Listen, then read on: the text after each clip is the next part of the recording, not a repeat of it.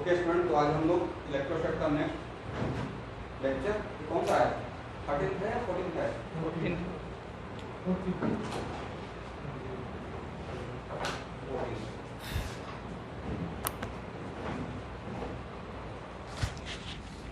तो कल जो आप लोग को पढ़ाया था रिवीजन किए हैं?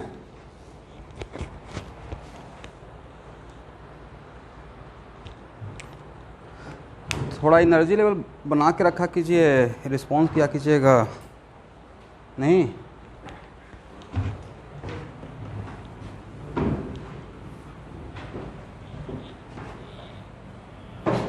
चलिए,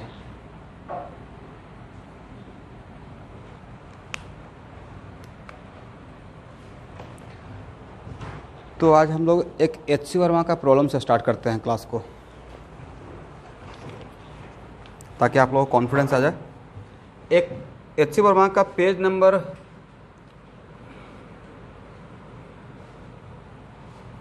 क्वेश्चन नंबर 16 है, वर्कआउट का सॉल्व एग्जाम्पल।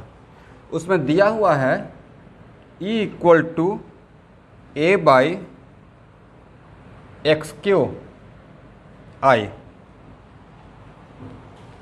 और the potential at infinity to be taken as 0। x equal to infinity पे पोटेंशियल का वैल्यू क्या दिया हुआ है? 0। तो निकालना है find out the expression of potential. तो चलिए, इट इज़ नॉट कंपलसरी कि यहाँ पे ऑलवेज ऐसा कंडीशन रहेगा। जैसे मैं भी कल भी तो मैं एक क्वेश्चन लिया था, तो student d v equal to, कल आप लोग क्या सिखाए हैं?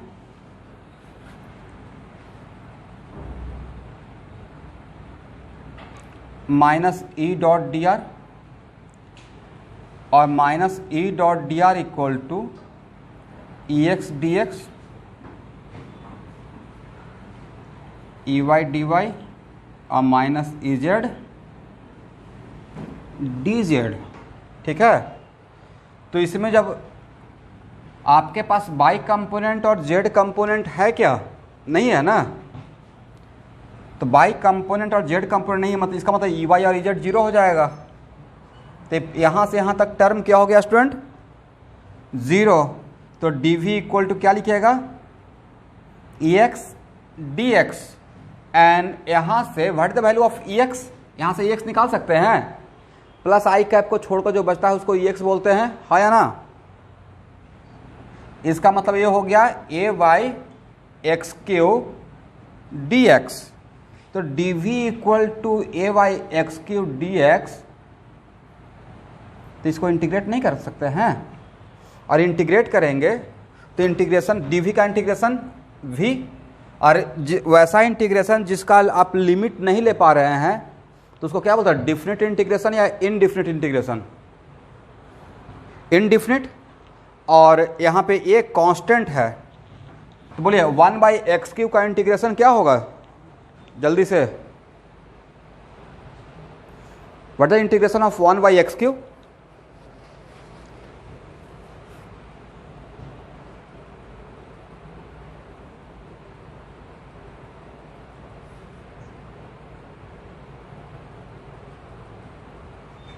जब क्लास करना शुरू करते हैं तो सिर्फ क्लास में रहिए, घर पे भी हैं बट मेंटली आप क्लास में आ जाइए। तो अगर पूछते हैं 1 बाई एक्स की का इंटीग्रेशन क्या होगा, तो डू इट फास्ट। ऐसा नहीं कि all are waiting for each other कि हाँ वो बोलेगा मेरा काम चल जाएगा, नॉट लाइक दैट। क्या प्रॉब्लम है आप लोग को? 1 बाई एक्स की का इंटीग्रेशन नहीं पता है क्या? 1 बाई एक्स की का इंटीग्रेशन क्या होता है?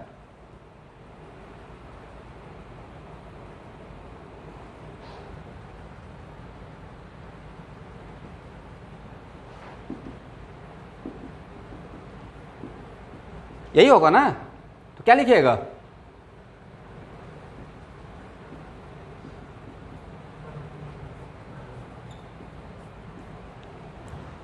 देखिए तो ठीक है। तो 1 बाई एक्स की का इंटीग्रेशन क्या होगा? माइनस 1 बाई 2x स्क्वायर, है ना।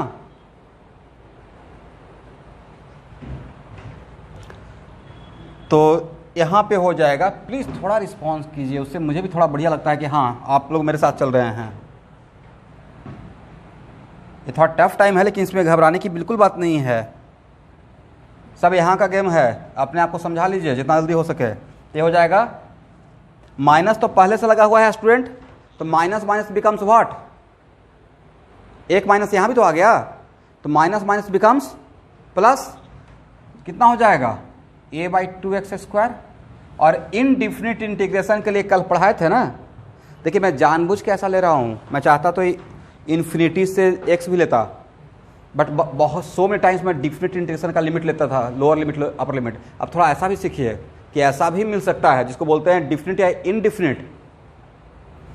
इनडिफिनिट जब पुट करते हैं that is called what, constant of integration. Okay, तो v इक्वल टू क्या हो गया, a/2x² प्लस c। अब नेक्स्ट क्वेश्चन, वैसा कोई भी क्वेश्चन जिसमें इनडिफिनिट इंटीग्रेशन होता है तो वो क्वेश्चन बिल्कुल डैम श्योर उसमें कांस्टेंट ऑफ इंटीग्रेशन निकालने का कंडीशन दिया हुआ रहेगा ही रहेगा। अगर नहीं दिया हुआ है, मैं बोल रहा हूं इनकम्प्लीट क्वेश्चन रहेगा। ओके, तो बोलिए अब यहां पे x इक्वल टू इन्फिनिटी पे c का वैल्यू, v का वैल्यू क्या दिया हुआ है, 0। तो क्या हम लोग ऐसे लिख सकते हैं, तो यहां से c का वैल्यू क्या आ गया, 0। तो c का वैल्यू यहां पुट कर दीजिए, तो c का वैल्यू पुट कर देंगे तो v इक्वल टू क्या आ गया, a/2x²।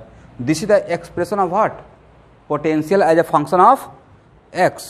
तो वेरी फ्रेंकली ये बहुत टफ क्वेश्चन है या स्ट्रेट फॉरवर्ड क्वेश्चन था। अब यहां देखिए,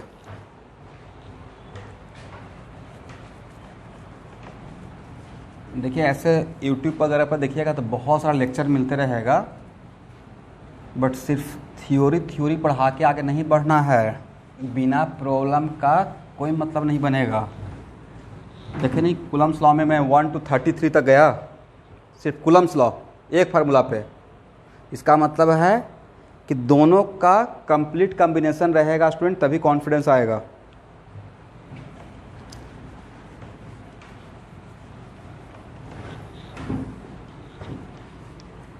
और मेरा रिस्पॉन्सिबिलिटी 2 सब्जेक्ट का है, तो मुझे ज़्यादा टेंशन लेना पड़ेगा और मुझे ज़्यादा काम करना पड़ेगा आपके लिए, और उसके लिए मैं अपने आप को मेंटली समझा लिया हूँ अब।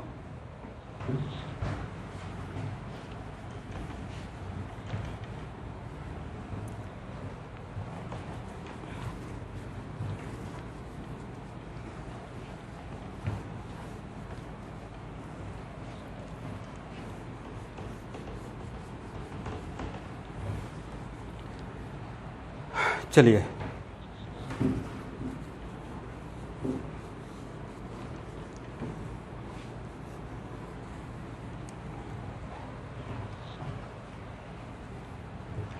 यहां देखिएगा,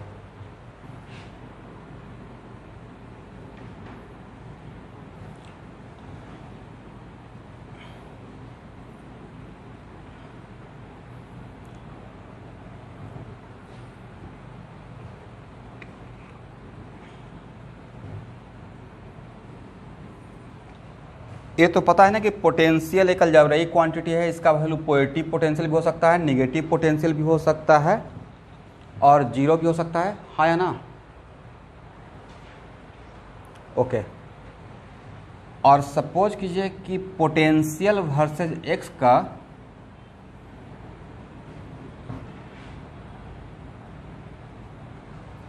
यहां देखिए, मैं पोटेंशियल वर्सेस x का एक ग्राफ दे दिया आपके सामने, तो ठीक है, इसके नीचे का जो पोटेंशियल रहेगा, इस लाइन से नीचे का ग्राफ है तो पोटेंशियल निगेटिव है, हाँ या ना। इससे ऊपर ग्राफ है तो पोटेंशियल पॉजिटिव है, और यहाँ पे पोटेंशियल क्या है, 0 है। और अगर हम लोग यहाँ पे इस पॉइंट को A बोलते हैं, इस पॉइंट को B बोलते हैं, इस पॉइंट को C बोलते हैं, इस पॉइंट को D बोलते हैं, और इस पॉइंट को E बोलते हैं, और यहाँ पे F बोलते हैं, यहाँ पे G बोलते हैं, समथिंग लाइक दैट। तो इस ग्राफ को आप देखेंगे तो पोटेंशियल किसका वर्सेस किसका ग्राफ दिया हुआ है, किसका वर्सेस किसका ग्राफ है only, v is the function of x only, हाँ या ना? v is the function of x, potential is the function of x। इसका मतलब पोटेंशियल के एक्सप्रेशन में सिर्फ क्या रहेगा अकॉर्डिंग टू ग्राफ? इसका मतलब है कि डैम श्योर जो भी एक्सप्रेशन बनेगा उसमें पोटेंशियल के एक्सप्रेशन में सिर्फ x रहेगा। Is it clear? तो अब अगर आपको पूछा कि ये ग्राफ दे दिया गया है तो आप फिर ये नहीं बोलना है कि सर इसमें बाई कहाँ है। इसका मतलब है कि बाई के रेस्पेक्ट में पोटेंशियल क्या है? कांस्टेंट है। इसका मतलब यही है ना कि बाई के रेस्पेक्ट में पोटेंशियल, इसका मतलब पोटेंशियल का वैल्यू बाई सिर्फ v वर्सेस x दिया हुआ। इसका मतलब है कि पोटेंशियल बाई कोऑर्डिनेट और z कोऑर्डिनेट पर डिपेंड नहीं कर रहा है, हाँ या ना? इसका मतलब ये ग्राफ देकर कोई पूछेगा कि ई बाई और ई जेड का वैल्यू क्या है तो क्या बोलिएगा? Okay, v is the function of x only. इसका मतलब है इसके पोटेंशियल का एक्सप्रेशन सिर्फ x है, बाई और जेड नहीं है, तो ई बाई और ई जेड क्या हो जाएगा? 0 हो जाएगा। यहां तक तो समझ में आ गया। नेक्स्ट, अब आपसे कोई पूछेगा कि यहां से E से G के बीच में इनफाइनाइट नंबर ऑफ पॉइंट है, हाँ या ना? बट हर पॉइंट पे पोटेंशियल वेरिएबल है या कांस्टेंट है?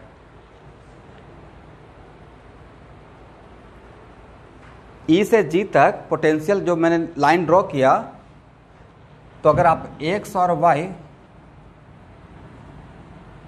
ऐसा कोई मैंने ड्रॉ कर दिया और तब बोला कि यहाँ पे y का वैल्यू इन सारे पॉइंट पे वेरिएबल या कांस्टेंट, तो क्या बोलिएगा? वेरिएबल। वैसे ही E से G तक हर पॉइंट पे पोटेंशियल का वैल्यू वेरिएबल या कांस्टेंट,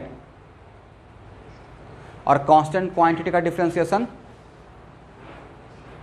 0। इसका मतलब इतना तो डैम श्योर है कि Ex का वैल्यू 0 रहेगा। कहां से कहां तक? अगर x का कोऑर्डिनेट g और x का कोऑर्डिनेट e के बीच में रहेगा, कोऑर्डिनेट ऑफ e और g के बीच में कोई भी पॉइंट पे इलेक्ट्रिक फील्ड का x कंपोनेंट, बाकी कंपोनेंट तो है ही नहीं, x कंपोनेंट भी क्या हो जाएगा? 0 हो जाएगा, हाँ या ना? बिकॉज पोटेंशियल क्या हो गया? कांस्टेंट हो गया। ऐसा भी क्वेश्चन आ सकता है। अब बताइए, अगर आपसे पूछेंगे स्टूडेंट कि at point B, at point C and at point D Ex का वैल्यू क्या, तो Ex के लिए क्या पढ़ाए हैं? तो अब यहाँ पे पार्शियल डिफरेंशिएशन करने का रिक्वायरमेंट है या कंप्लीट डिफरेंशिएशन करेंगे? पार्शियल डिफरेंशिएशन तब करते हैं जब और भी वेरिएबल है लेकिन उसको उस टाइम पे कांस्टेंट मान रहे हैं। बट यहाँ पे और कोई वेरिएबल है क्या एक्सेप्ट x? y और z है? नहीं है। तो क्या यहाँ पे पार्शियल डिफरेंशिएशन करने का रिक्वायरमेंट है या कंप्लीट डिफरेंशिएशन करेंगे? Complete differentiation. ओके, तो कंप्लीट डिफरेंशिएशन कीजिएगा तो जिसको मैंने सर्किल कर दिया वो क्या है स्टूडेंट? वो उसका ज्योमेट्रिकल मीनिंग है कि sir this is the slope. बोलने के लिए सीखिए, this is what? This is the slope. किसका वर्सेस किसका? v versus x, dv by dx। तो क्या पढ़िएगा? बहुत कम लोग का रिस्पॉन्स आता है और मैं वहाँ पर लिस्ट में अभी जाके देखा हूँ कि कौन कौन लोग यहाँ पे पार्टिसिपेंट हैं। तो क्या ये आपको मैथमेटिक्स में नहीं पढ़ाया है कि डिफरेंशिएशन का ज्योमेट्रिकल मीनिंग क्या है? Then what? बोलना चाहिए ना कि हाँ क्या बोल रहे हैं। पूछ रहे हैं तो क्या पूछ रहे हैं? ऐसा थोड़ा कि यहाँ पे बेंच से पूछते रहेंगे, नहीं ना पूछेंगे, आप ही लोग से पूछ रहे हैं। तो dv बाई dx का मतलब क्या बोलिएगा? मैथमेटिकल मीनिंग है कि it is the differentiation of v with respect to x, but what is the geometrical meaning? Geometrical meaning is the it is the slope v of what? v versus x, हाँ या ना? तो b point पे slope क्या रहेगा? Vertex पे slope क्या रहता है? स्मूथ वर्टेक्स पे, नॉट लाइक दिस वर्टेक्स। इस वर्टेक्स में तो पहले ही बताया था कि जहां पे शार्प कॉर्नर रहेगा वहां पे स्लोप डिफाइंड नहीं होता है, करेक्ट? तो यहाँ पे वर्टेक्स, स्मूथ वर्टेक्स, यहाँ पे वर्टेक्स और यहाँ पे इस वर्टेक्स पे स्लोप क्या रहेगा? 0 रहेगा।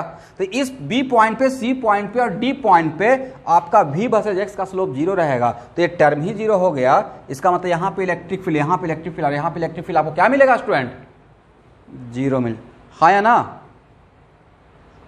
इसका मतलब है कि इलेक्ट्रिक फील्ड इक्वल टू 0 कौन कौन सा पॉइंट पे, एट बोलिए बी सी। आप लोग को मैं कितना बार एक ही बात बोलते रहा हूँ, कितना कॉन्फिडेंस देंगे। आप लोग बिल्कुल मत घबराइए, ऑफलाइन क्लास हो या ऑनलाइन क्लास हो। ऑनलाइन क्लास है तो और भी मेरे लिए ज़्यादा अपॉर्चुनिटी है आपके लिए। आप लोग खाली एक बार बोल के तो देखिए कि सर सुबह से शाम तक पढ़ाते रहिए, मुझे तो बस IIT और NIT पहुँचा दीजिए, बोर्ड बाकी हम संभाल लेंगे। अगर मैं एक भी दिन के लिए आप पीछे हट जाऊँ तो बोलिएगा। अब तो एक गोल्डन अपॉर्चुनिटी है आपके पास, अब इसको कैसे भंजा सकते हैं, ऑल डिपेंड्स ऑन यू।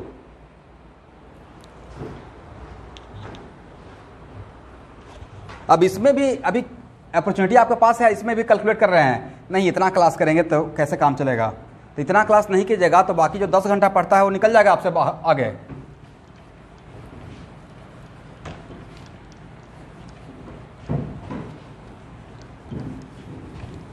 चलिए अब नेक्स्ट पॉइंट, मैं एक पॉइंट ले रहा हूं स्टूडेंट यहां पे, ठीक है। और याद है कि ऐसा ही एक ग्राफ में लिया था U वर्सेस X का वर्क पावर एनर्जी के क्लास में। तो अगर पॉइंट मैं ले रहा हूं BCD, यहां पे मानते हैं एक पॉइंट है P1 और आपसे पूछेंगे कि इलेक्ट्रिक फील्ड एट का X component eight point P1, सिर्फ साइन बताइए, निगेटिव होगा या पॉजिटिव होगा।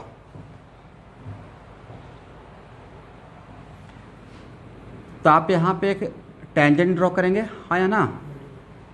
अरे जब पॉइंट P1 पे जो टेंजेंट ड्रॉ करेंगे उसका स्लोप क्या रहेगा स्टूडेंट, निगेटिव। तो इलेक्ट्रिक फील्ड यहां पे क्या होगा, पॉजिटिव। एकदम अलर्ट रहिए, बड़ा रिलैक्स रहते हैं। स्लोप निगेटिव है, आगे में निगेटिव लगा हुआ है ना, तो निगेटिव निगेटिव को 2 बार मल्टीप्लाई करते निगेटिव आता है या पॉजिटिव आएगा। चलिए वेरी गुड। अब अगर पॉइंट P2 पे पूछेंगे तो अब बताइए B से C के बीच में, between B and C, between B and C, यहां से यहां तक नहीं लगता है हर पॉइंट पे स्लोप निगेटिव रहेगा, हाँ या ना। इसका मतलब है कि सिर्फ P1 पे ऐसा होगा या B और C के बीच में हर पॉइंट पे स्लोप EX का वैल्यू पॉजिटिव रहेगा। ईच एंड एवरी पॉइंट पे स्लोप निगेटिव रहेगा तो EX का वैल्यू पॉजिटिव रहेगा। अब किसी के माइंड में आ रहा होगा सर यहाँ पे तो V 0 हो गया, तो V 0 हो गया, DV 0 नहीं हुआ, हाँ या ना। V 0 होना और DV 0 होना एक ही बात है, अलग अलग बात है, अलग अलग बात है। तो इस पॉइंट पे स्लोप क्या स्लोप होगा या नहीं होगा, तो बोला कि हाँ सर बिल्कुल होगा। यहाँ भी टेंजेंट ड्रॉ करेंगे, यहाँ भी तो एंगल 90 से बड़ा ही लग रहा है, हाँ या ना। चलिए अब अगर वैसा ही एक पॉइंट, ये सब बात लिखते रहिएगा, अगर पॉइंट P2 पे आपसे पूछेंगे स्टूडेंट तो क्या बोलिएगा। देखिए तो पॉइंट P2 पे स्लोप एंगल ऑब्ट्यूज है या एक्यूट एंगल है, एक्यूट एंगल है, और एक्यूट है तो स्लोप क्या हो जाएगा पॉजिटिव, तो EX क्या हो जाएगा निगेटिव। तो अगर गलती से ऐसा क्वेश्चन आ गया एग्जाम में V वर्सेस X या V वर्सेस Y या V वर्सेस Z का ग्राफ, अब इजिट कंपल्सरी कि मैं V वर्सेस X सिखा रहा हूँ तो V वर्सेस X ही आएगा, कॉन्सेप्ट आता है ना, डिटो यही थोड़े आएगा। अब V वर्सेस Y आएगा तो क्या बोलेगा सर तो सिखाए तो V वर्सेस X के X कहाँ है, तो V वर्सेस Y है मतलब वहाँ पे EY रहेगा, X और Z EX और EZ 0 रहेगा, हाँ या ना। तो अब आप पढ़ लेंगे ग्राफ V वर्सेस X का, तो ऐसा क्वेश्चन आ सकता है, ओके। चलिए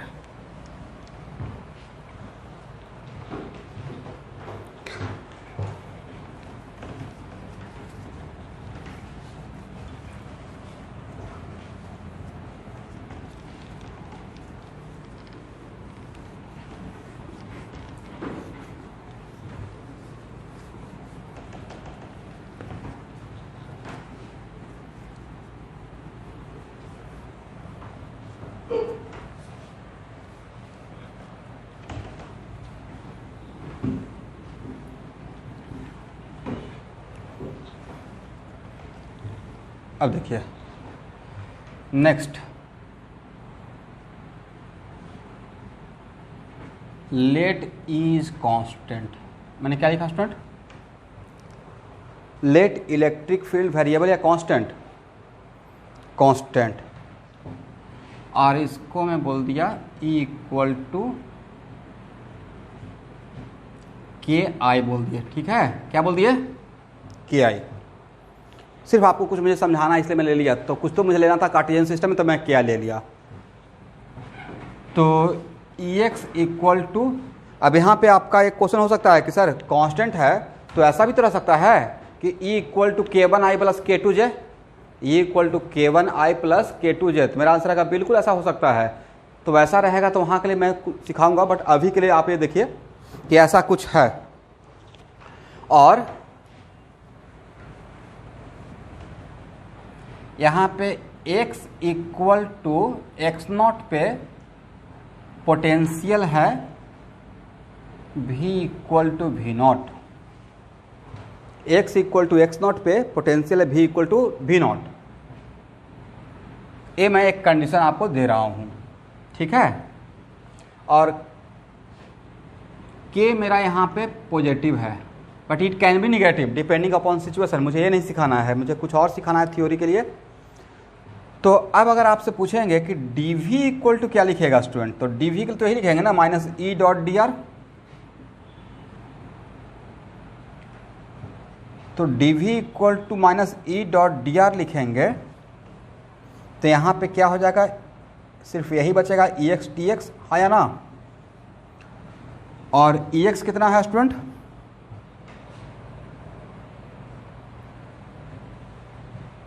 ex है k dx। इंटीग्रेट करेंगे तो यहाँ पे क्या हम लोग लिख सकते हैं, v इक्वल टू माइनस के एक्स अब प्लस सी। और कांस्टेंट ऑफ इंटीग्रेशन का वैल्यू कैसे निकालते हैं, तो कांस्टेंट ऑफ इंटीग्रेशन का वैल्यू निकालते हैं कि v का वैल्यू v नॉट होगा x के किस वैल्यू के लिए, x नॉट के लिए, हाँ या ना। तो क्या यहाँ से c का वैल्यू निकाल लेंगे, c का वैल्यू क्या हो जाएगा, v not plus X C not, हाँ या ना। अब इस c का वैल्यू यहाँ पुट कर दीजिए तो v का वैल्यू कितना मिल गया, माइनस के एक्स अब प्लस वी नॉट प्लस के एक्स सी नॉट। अब देखिए तो पॉइंट टू बी नोटेड कि एक कैसा इक्वेशन है, क्वाड्रेटिक है, क्यूबिकल है, एक्सपोनेंशियल है, लॉगरिथमिक है, या लीनियर इक्वेशन है। लीनियर इक्वेशन है, और जिसका slope according to my assumption negative है। बट पॉजिटिव भी तो हो सकता है, अगर k का वैल्यू निगेटिव रहता तो स्लोप बिकम्स व्हाट, स्लोप क्या होता, पॉजिटिव हो जाता, डिपेंडिंग अपॉन व्हाट, सिचुएशन।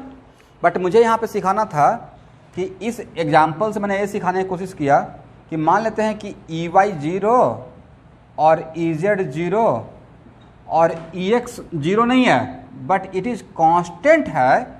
मैं इस कंडीशन के लिए आपको पढ़ा रहा हूँ कि अगर आपका इलेक्ट्रिक फील्ड का x बाई कंपोनेंट और z कंपोनेंट 0 है और इलेक्ट्रिक फील्ड का x कंपोनेंट तो है बट इट इज कांस्टेंट है, तो उस केस में पोटेंशियल वर्सेस x का जो इक्वेशन बनेगा वो क्वाड्रेटिक रहेगा या लीनियर इक्वेशन रहेगा, स्ट्रेट लाइन रहेगा, लीनियर रहेगा। और जिसका स्लोप क्या रहेगा,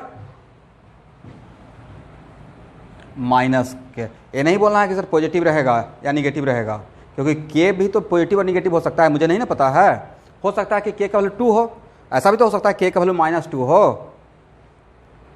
करेक्ट। चलिए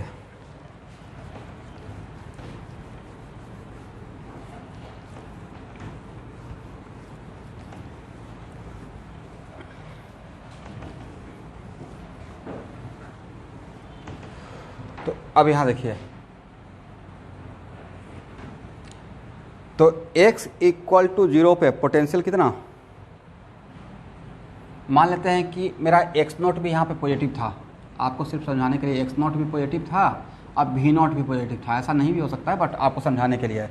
तो x इक्वल 0 पे ए वैल्यू क्या रहेगा, पॉजिटिव रहेगा, है या ना। इसका मतलब है कि x इक्वल टू 0 पे v का वैल्यू कितना रहेगा, v नॉट प्लस के x not. Is it clear. और उसके बाद यहाँ से इस पॉइंट से ऊपर जाएंगे या नीचे आएंगे,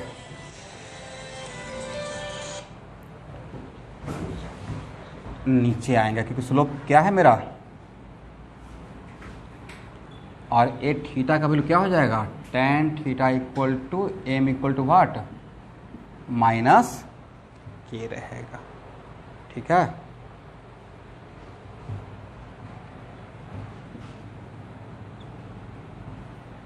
चलिए इसका मतलब कंक्लूजन क्या हो गया, कंक्लूजन यहाँ पे हुआ कि अगर Ex कांस्टेंट, अब देखिए मैं यहाँ पे कंक्लूजन क्या दे रहा हूँ, if Ex constant then V versus X का ग्राफ क्या मिलेगा, स्ट्रेट लाइन मिलेगा। क्या मिलेगा स्टूडेंट, स्ट्रेट लाइन मिलेगा।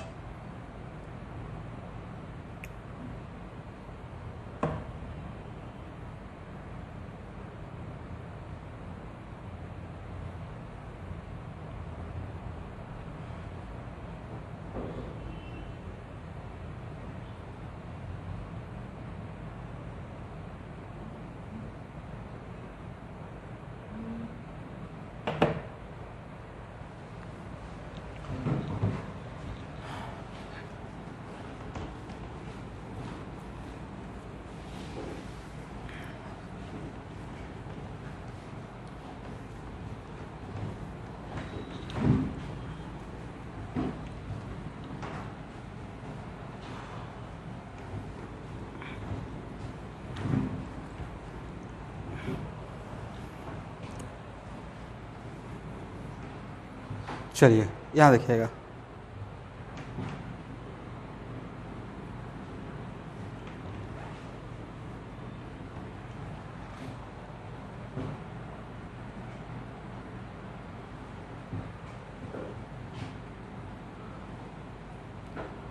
अब एक और एग्जाम्पल लेते हैं, v equal to 2x plus 3।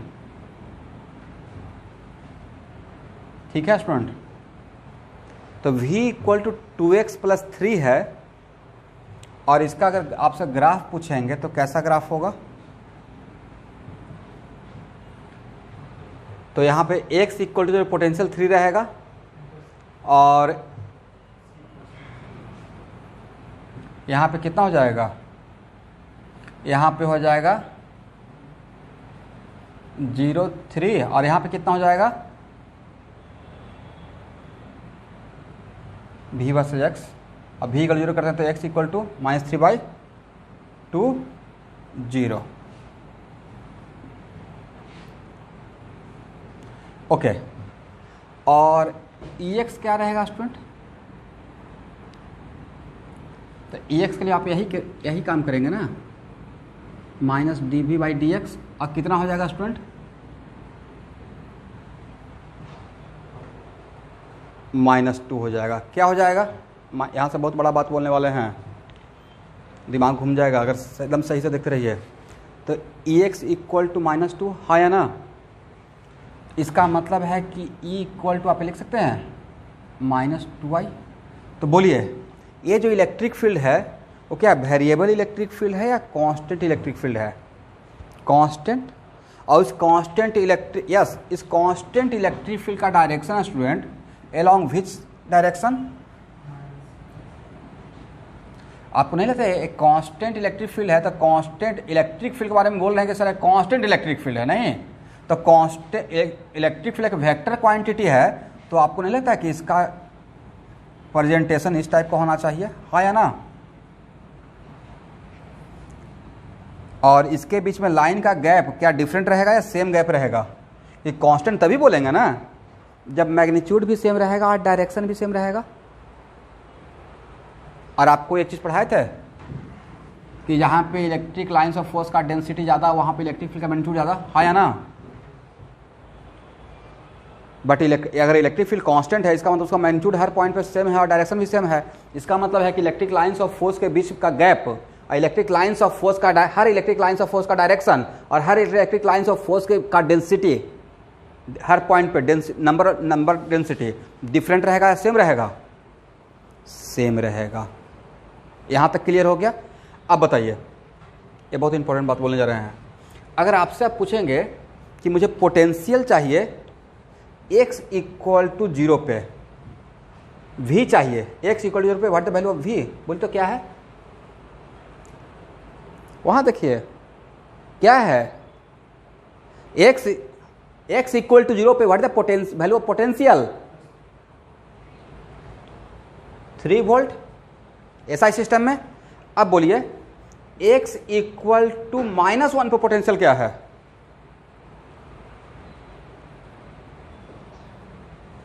कितना है? Plus, very good. x equal to -2 पे क्या है पोटेंशियल?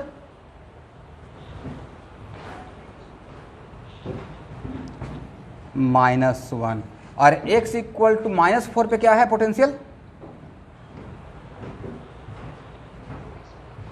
-5 वोल्ट नहीं।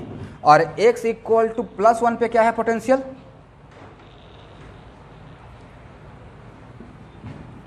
+5। और x इक्वल टू +2 पे क्या है पोटेंशियल? 7। ओके,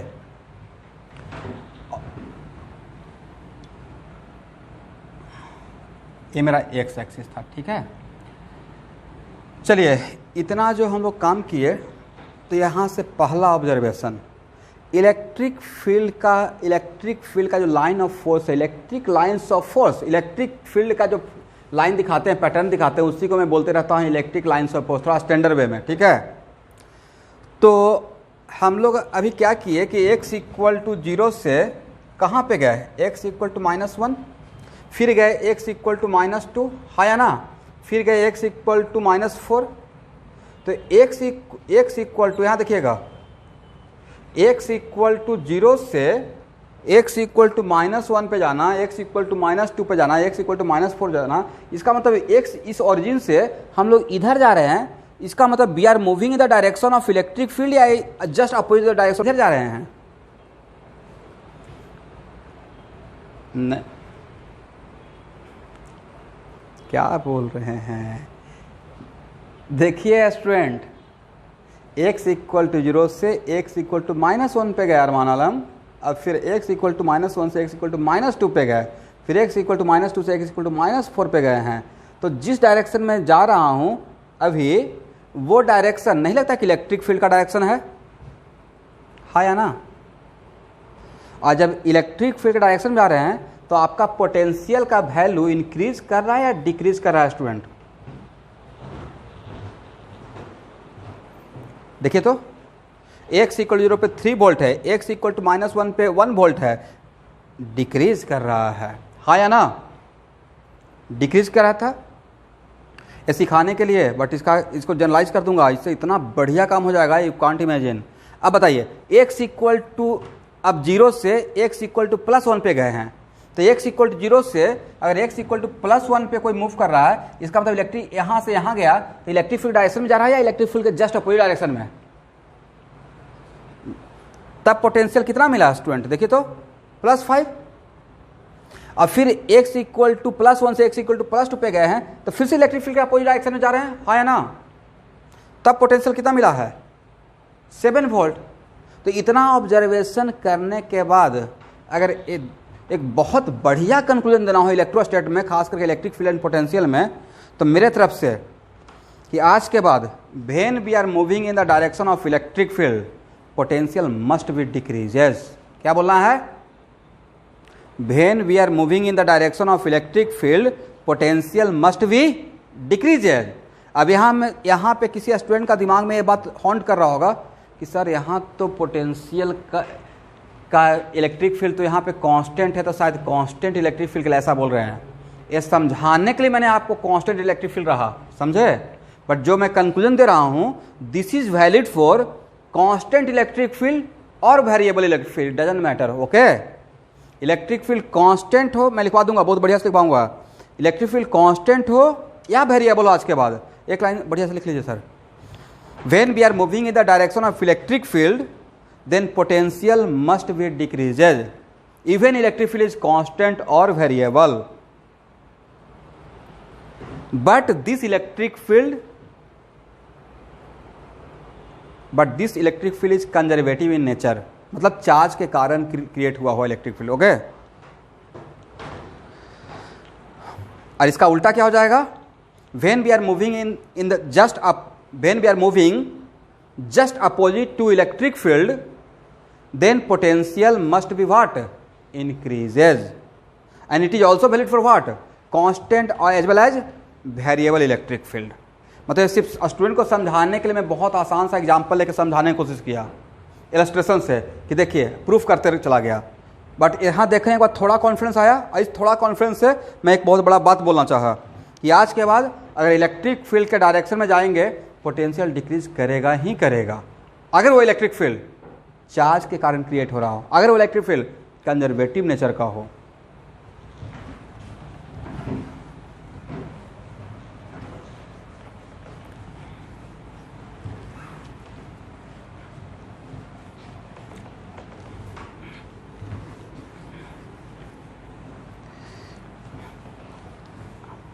चलिए, अब यहाँ से इतना सीखने के बाद मान लेते हैं कि ऐसा मैंने कोई एक इलेक्ट्रिक फील्ड ड्रॉ कर दिया, ठीक है स्टूडेंट, करेक्ट? और या एक ही इलेक्ट्रिक फील्ड लीजिए, one electric lines of force, और आपसे पूछेंगे, देखिए कितना बढ़िया ऑब्जेक्टिव आ जाता है, V1 V2 और V3, V1 V2 इस पॉइंट का पोटेंशियल V1, इस पॉइंट का पोटेंशियल V2, इस पॉइंट का potential V3। Electric field constant है, वेरिएबल है, देखते हैं डायरेक्शन हर पॉइंट पे चेंज हो जा रहा है, हाँ या ना? ये इलेक्ट्रिक फील्ड का इलेक्ट्रिक लाइन्स ऑफ फोर्स दिखाया हूँ। ओके, तो एक्चुअल में अगर आप V1 V2 V3 तो यहाँ से यहाँ जा रहे हैं, मतलब आप किसके अलोंग जा रहे हैं, इलेक्ट्रिक फील्ड के डायरेक्शन के अलोंग जा रहे हैं। और अभी जस्ट कंक्लूड किए ना कि अगर इलेक्ट्रिक फील्ड के डायरेक्शन के अलोंग जाएंगे तो पोटेंशियल इंक्रीज करेगा या डिक्रीज करेगा, डिक्रीज करेगा। तो इसका मतलब correct order should be what, V1 greater than V2 greater than V3। तो ऐसा क्वेश्चन आगे तो बन जाएगा।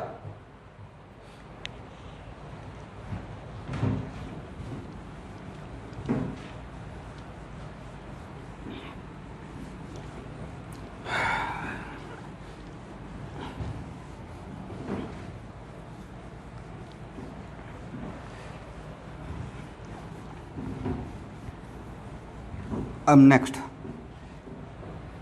कल के क्लास में एक formula potential due two point charge particle, एक फार्मूला डेवलप किए थे, देखिए तो सब लोग देखिए, जितने भी 22 पार्टिसिपेंट हैं तो उसमें 2 माइनस करके, क्योंकि 2 हम ही लोग रहते हैं, तो बाकी जो 20 हैं 19 ही हैं, 2 गायब हो गए।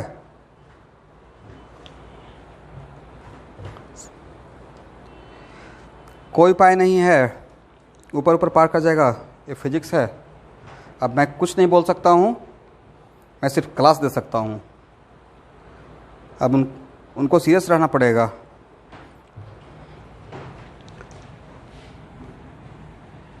हाँ, उसका एक्स्ट्रा वर्क ये कर सकते हैं कि आज जो पढ़ा रहे हैं इसका वीडियो आज ही आप लोग को मिल सकता है 12 बजे रात तक। उतना तो मैं डेली एफर्ट लगाता हूँ, आप शायद कल भी देखे होंगे, आपको मिल गया होगा नहीं? तो V इक्वल टू, बट वो सोच रहे हैं कि अच्छा एक 2 बार क्यों पढ़ेंगे, एक ही बार पढ़ने से काम चल जाएगा। मैं बोलता हूँ 3 बार पढ़ लीजिए, practice makes a man perfect. मेरे पिताजी बार बार बोलते रहते थे, अब बोलते थे कि बोल के नहीं पढ़ते हो और लिख कर भी पढ़ो। तो वो कुछ मैटर करता है। तो कल के क्लास में एक फार्मूला था V equal to Q by 4 pi epsilon R। एक फार्मूला किसके लिए है, कंटिन्यूअस चार्ज के लिए या पॉइंट चार्ज के लिए? Point charge. ओके, यहाँ पे R क्या था स्टूडेंट? R था, R is the distance from this charge particle where you have to find out the potential, हाँ या ना? R is the distance. Okay, तो R अगर डिस्टेंस है तो A तो ऑलवेज क्वांटिटी पॉजिटिव रहेगा, जिसको मैंने डॉटेड के सर्कल में डाल दिया, हाँ या ना? देखिए कितना बड़ा बात हो जाएगा। अब बताइए Q पॉजिटिव तो पोटेंशियल का वैल्यू पॉजिटिव, और Q निगेटिव तो पोटेंशियल का वैल्यू निगेटिव। यहां से क्या सीखे? मैं तो यहां से सीखा कि है पॉइंट चार्ज पार्टिकल के लिए। किसके लिए है? पॉइंट चार्ज पार्टिकल के लिए है। बट यहां से मैंने बहुत बड़ा एक चीज सीखा कि आज के बाद किसी भी पॉजिटिव चार्ज बॉडी, कौन सा charge body? Positive charge body के आसपास का पोटेंशियल क्या रहेगा? पॉजिटिव रहेगा, हाँ या ना? क्योंकि जब पॉजिटिव चार्ज बॉडी बोल दिए तो पॉजिटिव चार्ज बॉडी तो infinite number of positive point charge से बना होगा, हाँ या ना? और हर पॉइंट चार्ज के लिए आसपास का पोटेंशियल क्या रहेगा? निगेटिव रहेगा या पॉजिटिव रहेगा? According to this formula positive रहेगा। इसका मतलब क्या? इस फार्मूला से फ्रॉम हियर हम लोग ये कंक्लूड कर सकते हैं, from this formula we can conclude that कि आज के बाद पॉजिटिव पॉइंट चार्ज या पॉजिटिव चार्ज बॉडी का नेबरहुड में पोटेंशियल क्या रहेगा? ड्यू टू दिस पॉजिटिव रहेगा। क्लियर? इन सिमिलर फैशन जो मैं बोल रहा हूँ उसको अपने लैंग्वेज में लिख लीजिएगा। सर आप भी लिख लीजिएगा, और आप लोग खुद तो लिख लेंगे ना, या मुझे यहाँ पे लिखना पड़ेगा? और ऐसे मैं पीडीएफ में सर से बोल रहा हूँ लिखने के लिए। और निगेटिव चार्ज पार्टिकल या निगेटिव चार्ज बॉडी के नेबरहुड में पोटेंशियल क्या हो जाएगा? निगेटिव रहेगा। Is it clear?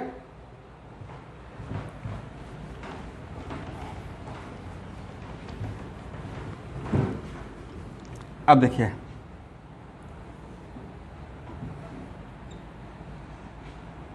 अगर आपसे V वर्सेज R, अरे किसके कारण? ये है potential due two point charge particle, तो V वर्सेज R का ग्राफ पूछेंगे तो कैसा ग्राफ होगा?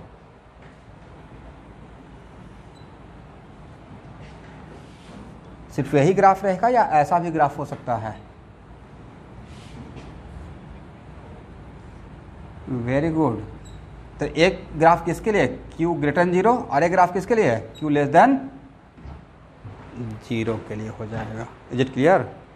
और एक ग्राफ क्या इस क्वाड्रेंट में जाएगा? क्यों नहीं जाएगा? वेरी गुड, इतना आप लोग जानते हैं। चलिए,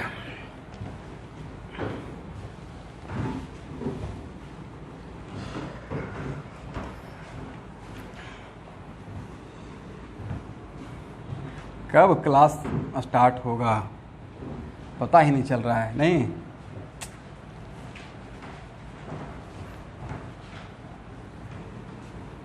आप लोग तो चलिए कोई बात नहीं है। हम लोग सोचिए ना, आप लोग लग रहा अच्छा सर लोग का काम आसान हो गया है। आसान नहीं हो, एक ही काम को 3 बार करना पड़ रहा है। अरमान आलम, एक ही काम को एक बार या 3 बार? मैं पूरा एक बैग लेकर आता हूँ और उसके बाद अभी मेरे पास 4-4, 5-5 मोबाइल है, बड़ा बड़ा। मेरा लाइफ बिल्कुल चेंज हो गया है। और उसमें घर पे जाकर 8 बजे से लगता हूँ 12 बजे, 4 घंटे 4 आवर सिर्फ यही करते रहता हूँ। तब जाकर सारा कुछ मतलब एक दिन का, और सुबह शाम तक मतलब एक प्रोसेस चल रहा है। देखिए तो कुछ पूछ रहे थे कि हाँ, देखिए अब देखिए, एक किसका फार्मूला था स्टूडेंट?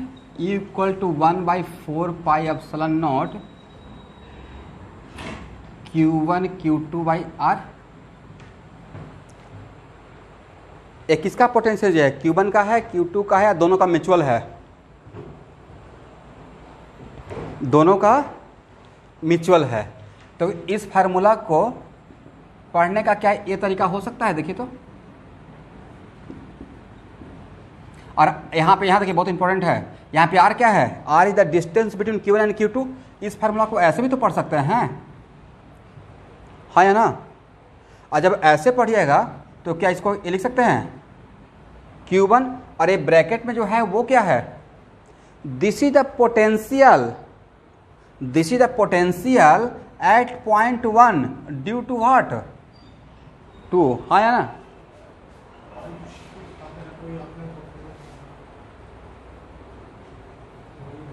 बैठे हुए ठीक है, एक मिनट रुकिएगा स्टूडेंट, कोई पेरेंट्स आए।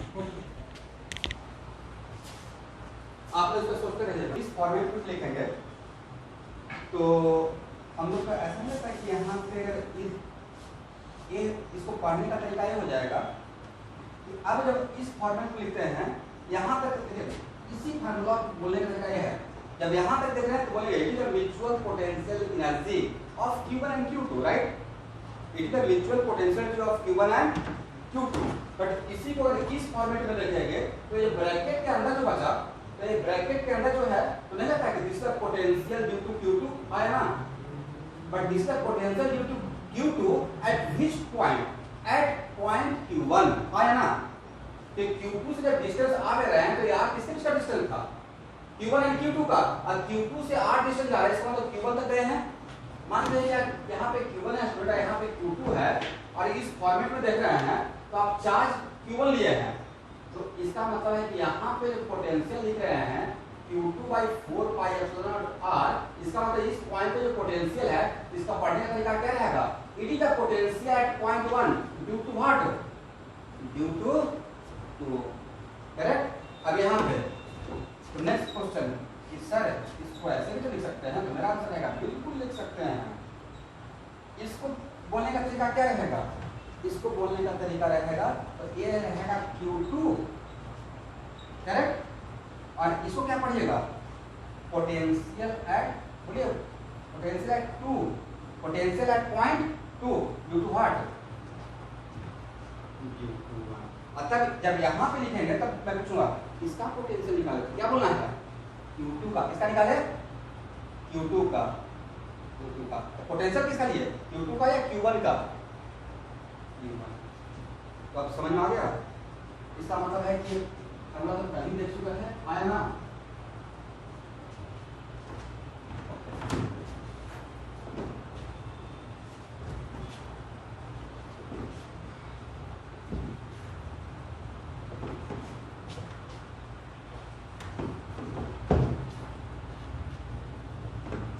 नेक्स्ट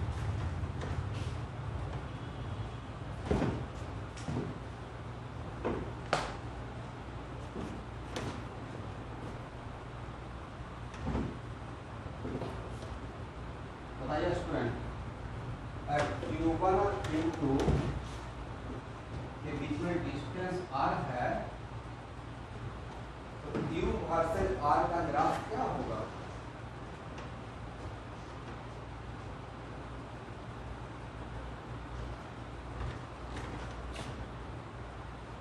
आपने कहा कि Q वर्सेस R का ग्राफ ऐसा रहेगा, है ना। बट ये ग्राफ किसके लिए और ये ग्राफ किसके लिए,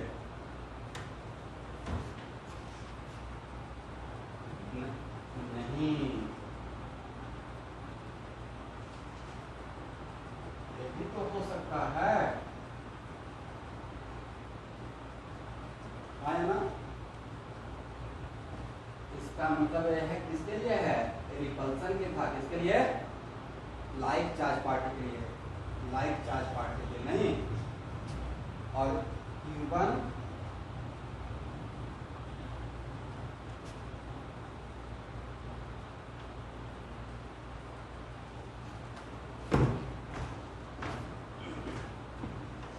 ठीक है, इसका मतलब मैं V वर्सेस R और Q वर्सेस R, ये Q वर्सेस R का ग्राफ है, इसमें हम V वर्सेस R का ग्राफ किसके साथ ड्रॉ कर रहे हैं, between the Q potential energy, mutual potential energy between the two charge particles Q1 and Q2 वैसे, ठीक है।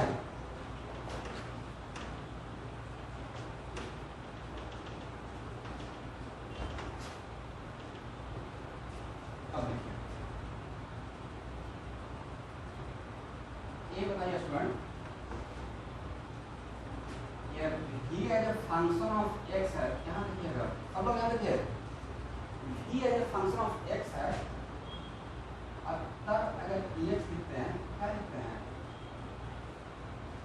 Minus D by D X, हाँ है ना। अगर v as a function of y है, अब तक dy लिखते हैं तब लिखते हैं minus D by D Y, correct. Single fashion अगर v as a function of r रहेगा student, v as a function of r रहेगा तब क्या लिखिएगा,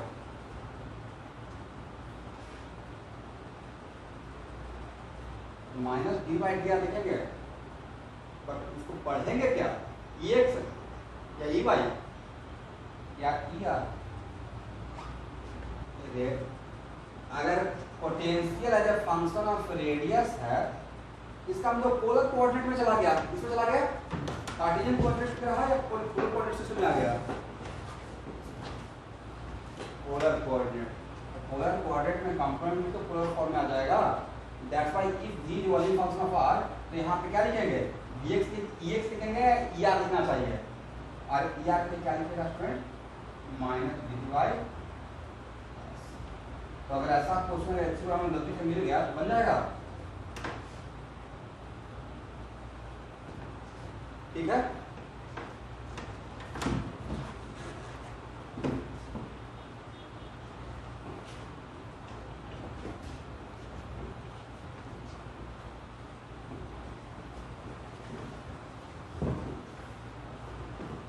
अब सपोज एग्जांपल के तौर पे अगर मैं v इक्वल टू k बाई r दे दिया, k बाई r, तब आपसे er पूछे क्या होगा बोलिए तो,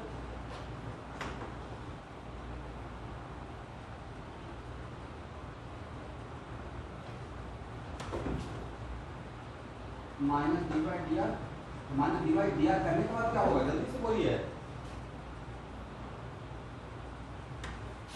1 बाई आर का डिफरेंशिएशन क्या होता है,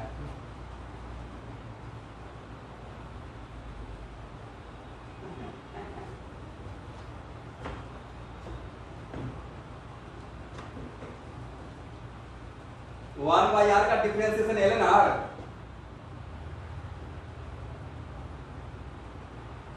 ये दूसरी बात का बहुत गर्मी है, आई एक्सेप्ट इट, बट इतना भी नहीं है कि 1 बाई आर का डिफरेंशिएशन एल एन आर बनेगा, minus 1 by R square, L N R है माइनस 1 बाई आर स्क्वायर, क्या हो जाएगा, ठीक है। अच्छा चलिए, तो अगर इसके कारण इलेक्ट्रिक फील्ड बोलेंगे तो इलेक्ट्रिक फील्ड के क्या हम लोग ऐसे लिख सकते हैं, देखिए हाँ या ना,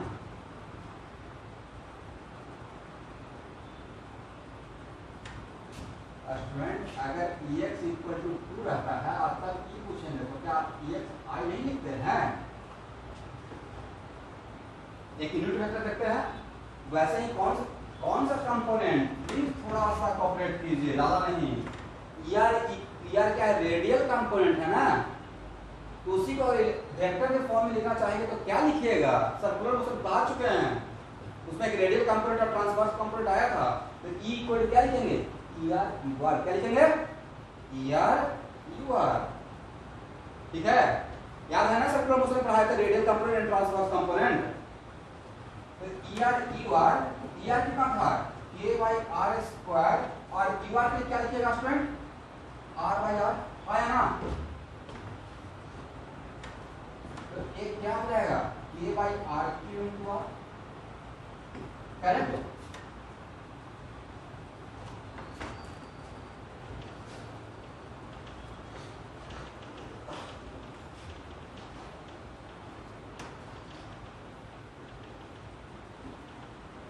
अब ये हाल है, ऑब्जर्व कीजिएगा, क्वेश्चन नंबर 7 या 60 का ए या बी का डायरेक्ट मैं थ्योरी बनाकर इसको पढ़ा दे रहा हूँ। अच्छा बताइए कि किसी भी क्यूब चार्ज पार्टिकल को सेंटर पे मानते हैं, क्यूब चार्ज पार्टिकल अगर सेंटर पे है तो उस चार्ज पार्टिकल के वजह से, और एक कैसा चार्ज पार्टिकल है, मान लेते हैं आपको सिखाने के पॉइंट ऑफ व्यू से क्यू पॉजिटिव है और इसको सेंटर मान लेते हैं और यहाँ का डिस्टेंस आर है और इस पॉइंट पर अगर इलेक्ट्रिक फील्ड पूछेंगे तो ये तो मेरा सोर्स पॉइंट हो गया स्टूडेंट, हाँ या ना, और एक क्या हो गया फील्ड पॉइंट, और यहाँ पे इलेक्ट्रिक फील्ड रेडियली आउटवर्ड अगर पॉजिटिव है तो इसका फार्मूला तो यही था ना, electric field equal to what 1/4πε0 Q/r into r. देखिए तो सही लिखा है। और क्या इसको के मान सकते हैं फॉर मोमेंट? तो आपको नहीं लगता है कि किसके कारण ऐसा दिखा दिए थे? तो वहाँ पे जो मैं समझा रहा था तो मेरे मायने पॉइंट चार्ज पार्टिकल था। क्या था? पॉइंट चार्ज पार्टिकल को सेंटर पे मानकर मैं पोटेंशियल भी लिख रहा था और पॉइंट चार्ज पार्टिकल मानकर मैं इलेक्ट्रिक फील्ड भी सोच रहा था। तो ये एक्सप्रेशन और ये एक्सप्रेशन डिफरेंट है या सेम ही एक्सप्रेशन है? सेम एक्सप्रेशन है।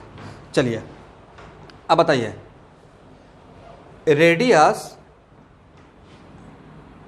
किसी भी स्फीयर में रेडियस उस पॉइंट के टेंजेंट पे क्या होता है? परपेंडिकुलर होता है, हाँ या ना? तो अगर आपसे पूछेंगे कि ये लाइन इस सरफेस को नहीं लगता है परपेंडिकुलरली कट करेगा, या ये लाइन, ये बहुत बड़ा कॉन्सेप्ट बोलने जा रहा है फिर से एक बार, परपेंडिकुलरली कट करेगा। तो जितने भी स्टूडेंट क्लास कर रहे हैं, अगर मैं पूछूंगा पॉइंट 1 पे, पॉइंट 2 पे, पॉइंट 3 पे, पॉइंट 4 पे, पॉइंट 5 पे और पॉइंट 6 पे, यहाँ पे इस सरफेस पे infinite number of points, her point पे डिस्टेंस को अगर सेम लिया जाए, आर ही डिस्टेंस लिया जाए, तो पोटेंशियल क्या रहेगा स्टूडेंट? पोटेंशियल तो यही रहेगा ना 1/, आपको पॉइंट चार्ज के कारण पोटेंशियल का फॉर्मूला दे चुका है, हाँ या ना? इसका मतलब है कि सेंटर चार्ज पार्टिकल को सेंटर पे मानते हुए आर डिस्टेंस का अगर स्फेरिकल सरफेस बनाया जाए तो उस स्फेरिकल सरफेस के हर पॉइंट पे पोटेंशियल डिफरेंट रहेगा या सेम रहेगा? सेम रहेगा। इसका मतलब है कि इस spherical surface whose radius is R के हर पॉइंट में पोटेंशियल सेम है, तो क्या हम लोग इस सरफेस को इक्वी पोटेंशियल सरफेस बोल सकते हैं, हाँ या ना? करेक्ट। और अब बताइए, अगर इक्वी पोटेंशियल सरफेस बोलेंगे तो ये इलेक्ट्रिक लाइंस ऑफ फोर्स इस सरफेस को कैसे कट कर रहा है? देखिए तो कुछ कितना का एंगल बनाकर कट कर रहा है। तो ये बहुत बड़ा एक कॉन्सेप्ट है। Electric lines of forces always fall perpendicularly on what? Equipotentials. Electric lines of force always fall perpendicularly on equipotential surface. Electric lines of forces always fall या cut perpendicularly किस सरफेस को? Equipotential surface. ओके, अब यहाँ देखिए,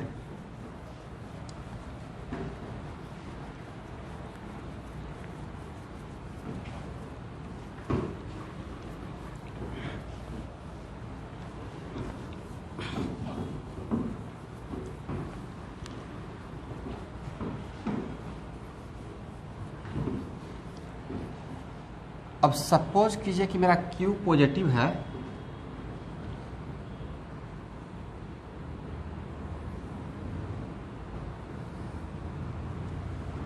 और यहाँ से distance है R1, यहाँ से डिस्टेंस है R2 और यहाँ से डिस्टेंस है R3।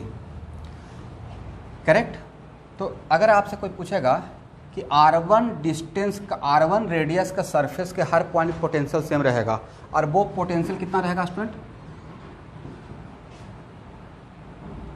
इस सरफेस का नाम S1 में दे रहा हूँ, इस सरफेस का नाम S2 दे रहा हूँ, इस सरफेस का नाम S3 दे रहा हूँ। तो पोटेंशियल है सरफेस S1, सरफेस इसलिए क्योंकि इसके सरफेस के हर पॉइंट में पोटेंशियल तो सेम रहेगा, हाँ या ना? तो पोटेंशियल एट S1 क्या बोलिएगा? Q/r R1, very good. और इस पे क्या बोलिएगा, और इस पे क्या बोलिएगा, R3। बोलिए V1 V2 V3 में, मतलब VS1 VS2 VS3 में सबसे ज़्यादा पोटेंशियल कहाँ पे है, 1 पे। Q ग्रेटर देन 0 मान रहे हैं और पोटेंशियल को एल्जेब्रिकली सोचना है। कैसे सोचना है, एब्सोल्यूट या एल्जेब्रिकली, ओके। और ये तो सिखा चुके हैं ना कि पॉजिटिव चार्ज पार्टिकल से इलेक्ट्रिक फील्ड कन्वर्ज करता है या डाइवर्स करता है स्टूडेंट, डाइवर्स, वेरी गुड। और जब डाइवर्स करता है इसका मतलब है कि जब हम लोग S1 से S2 पे जा रहे हैं, कहाँ से कहाँ, ये है मेरा S1, ये है मेरा S2, ये है मेरा S3, तो S1 से S2 जा रहे हैं, इसका मतलब we are moving along the direction of electric field, है या ना। और आज के क्लास में पढ़ाए हैं कि जब इलेक्ट्रिक फील्ड के डायरेक्शन में जाते हैं, और यहाँ जो इलेक्ट्रिक फील्ड है स्टूडेंट, वो कांस्टेंट इलेक्ट्रिक फील्ड है या वेरिएबल इलेक्ट्रिक फील्ड है, ये तो बहुत बड़ा वेरिएबल इलेक्ट्रिक फील्ड है। डायरेक्शन क्या है, एक है या इनफाइनाइट डायरेक्शन है, अब मैग्नीट्यूड सेम है या अलग अलग मैग्नीट्यूड है, अलग अलग मैग्नीट्यूड है। लेकिन यहाँ से when we are moving in the direction of electric field, तो आपका पोटेंशियल ज़्यादा हो रहा है या कम हो रहा है। और आज के क्लास में लिखवाए क्या है, ये लिखवाए थे ना कि when we are moving in the direction of electric field then potential decreases, है या ना। तो क्या ये सेटिस्फाई कर रहा है, कर रहा है। तो अब तो पक्का भी बिलीव हो गया होगा मेरे ऊपर। चलिए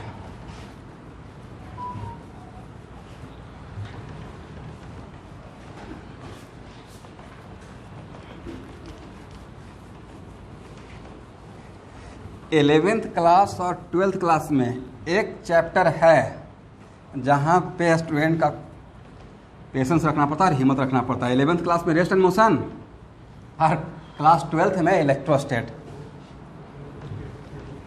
यहाँ पे जो हिम्मत रख लिए तो फिर बाकी सारा टॉपिक आसान हो जाता है।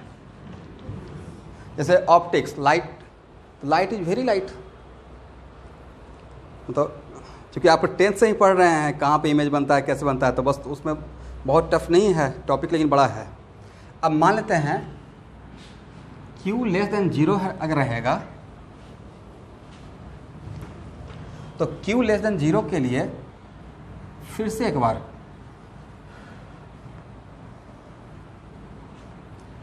अगर S1 है, S2 है, S3 है, ये डिस्टेंस R1 है, ये डिस्टेंस R2 है और ये डिस्टेंस R3 है, ठीक है। तो अब बताइए VS1 का वैल्यू क्या होगा, फिर से same formula, VS2 Q/4πε0 R2 VS3 Q/4πε0। देखिए मेरे जैसा ही है भी डालिए। मैं देखते हैं, मैं जानता हूँ कि एक ही चीज़ को मैं कितना बार बोलता हूँ, समटाइम्स ऐसा लगता है कि 2-3 बार बोल दिया, बट जानबूझ के ऐसा करता हूँ ताकि माइंड में बिल्कुल बैठ जाए, ठीक है। अब बताइए VS1 VS2 VS3 में सबसे बड़ा वैल्यू किसका, बिल्कुल आपको पोटेंशियल अलजेब्रिकली ही सोचना है। मैंने कभी बोला पोटेंशियल का एब्सोल्यूट सोचना है, तो सबसे बड़ा वैल्यू इसमें इन तीनों में, तो आपको नहीं था कि VS1 less than VS2 less than VS3, हाँ या ना। और इलेक्ट्रिक फील्ड का निगेटिव चार्ज पार्टिकल से इलेक्ट्रिक फील्ड का डाइवर्स करता है या कन्वर्स करता है, कन्वर्स करता है। तो अब बताइए कि अगर आप S3 से S2 पे आइएगा और S2 से S1 पे, तो यहाँ से यहाँ आ रहे हैं, तो आप किसके डायरेक्शन में आ रहे हैं, electric field direction. Electric field direction में जाने से पोटेंशियल क्या होता है, डिक्रीज करता है, हाँ या ना। दैट्स वाई देखिए यहाँ पे ज़्यादा था, यहाँ पे कम हो गया, यहाँ पे और भी कम हो गया। Is it clear. और इससे दूर जाएंगे तो इलेक्ट्रिक फील्ड के जस्ट अपोजिट डायरेक्शन में जाएंगे तो पोटेंशियल डिक्रीज करे, सॉरी इंक्रीज करेगा। तो समझ में आ गया। अब बताइए अगर कोई पूछेगा कि पॉइंट चार्ज पार्टिकल को अगर सेंटर पे रख दिया जाए तो how many equipotential surfaces are possible?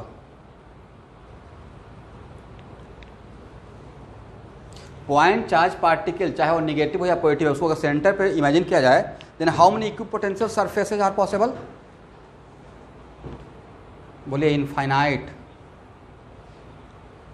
Infinite concentric, क्या बोलेंगे? कॉन्सेंट्रिक मतलब same centre. Infinite concentric spherical surfaces are possible with different potential. हाँ या ना? हर स्फेरिकल सरफेस का सेम पोटेंशियल रहेगा या डिफरेंट रहेगा? But for a particular surface, उस सरफेस के फॉर ए गिवन सरफेस जिसका रेडियस को r1 कर दें, तो उसके सरफेस के हर पॉइंट पे पोटेंशियल तो कांस्टेंट रहेगा। ठीक है, तो यहां तक क्लियर हो गया?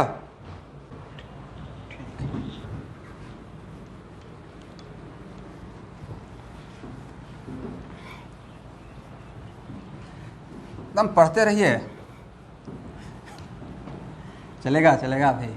पूरा रेस्ट एंड मोशन और न्यूटन्स लॉ ऑफ मोशन में कौन ज़्यादा चला था? अब वही बात मैंने आज आपको बोला कि अगर इलेक्ट्रोस्टैट को यूट्यूब अगर पे देखिएगा तो थोड़ा डिफरेंस रहेगा कि 10 लेक्चर में ख़त्म कर दिए, तो वो ख़त्म ही हो जाता है, ख़त्म नहीं होता है। बट इलेक्ट्रोस्टैट, एक्चुअली मैं इलेक्ट्रोस्टैट सिर्फ ऐसी प्रॉब्लम सॉल्व करने के लिए नहीं पढ़ा रहा हूँ। इलेक्ट्रोस्टैट पूरे इलेक्ट्रोडायनेमिक्स का, मतलब कैपेसिटर का, गॉस लॉ का, इलेक्ट्रिसिटी का, मैग्नेटिक फील्ड का, magnetic field due to current का, EMI का, सबका बेस है। तो सबका बेस है, तो यहाँ पे बहुत सारा बात आपको सीखना है। ठीक है, अगर यहाँ पे मैं समझा पाया तो बाकी तो कुछ है ही नहीं। गॉस लॉ तो 3 क्लास में ख़त्म कर दूंगा, और 1 क्लास में पूरा HC वर्मा, कहानी ख़त्म। हाँ, उसके बाद टाइम लगेगा कैपेसिटर, इलेक्ट्रोस्टेट और कैपेसिटर कॉन्सेप्चुअल है। और मैं कोशिश करता हूँ कि कैटलिस्ट में हर साल इस टॉपिक को मैं ही लूँ। मुझे लगता है कि बहुत बढ़िया से, बहुत पेशेंस के साथ इसको समझाना होता है। और देखिए, जो यूट्यूब का लेक्चर को काउंट कीजिएगा तो सच में वो रियल लेक्चर है क्या? मतलब सॉरी, लेक्चर तो रियल ही है, टाइम बाई मैं बोल रहा हूँ। टाइम बाई तो 1 आवर कहीं है ना, मोटा मोटी 1 आवर 20 मिनट्स, 1 आवर 15 मिनट्स।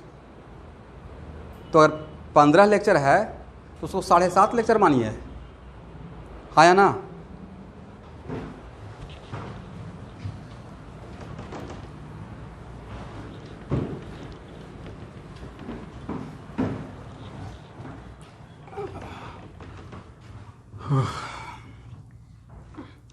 चलिए, तो यहाँ तक तो कॉन्सेप्ट आप लोग क्लियर हो गया। Potential due two point charge particle, फिर पोटेंशियल एनर्जी, फिर V दिया रहेगा तो EX निकाल लेंगे, और EX दिया रहेगा तो V निकाल लेंगे with the method of, EX दिया रहेगा तो V निकालने के लिए मेथड ऑफ इंटीग्रेशन, और V दिया रहेगा तो EX निकालने के लिए मेथड ऑफ डिफ्रेंशिएशन। ग्राफ का क्या रहेगा सिनेरियो वो भी देख लिए हैं। फिर यहाँ से आपको कांस्टेंट इलेक्ट्रिक फील्ड के लिए, और फिर थोड़ा सा भी नॉलेज आपको इक्विपोटेंशियल सरफेस का भी दिए हैं। और इक्विपोटेंशियल सरफेस को इलेक्ट्रिक फील्ड कैसे कट करता है? परपेंडिकुलरली कट करता है। ओके, तो आज का क्लास इतना ही रहने दीजिए। इसका जो प्रॉब्लम लेने वाले हैं तो उसमें थोड़ा टाइम लगेगा, तो आप लोग थोड़ा ब्रेक ले लीजिए। और उसके बाद आज फिजिकल केमिस्ट्री नहीं पढ़ाऊंगा। आज दोनों क्लास आइसो, चूँकि फर्स्ट क्लास है तो फर्स्ट क्लास में थोड़ा टाइम लगता है, आज दोनों क्लास आइसोमेरिज्म होगा। ठीक है, okay, thank you. Meeting ID नहीं दिए हैं?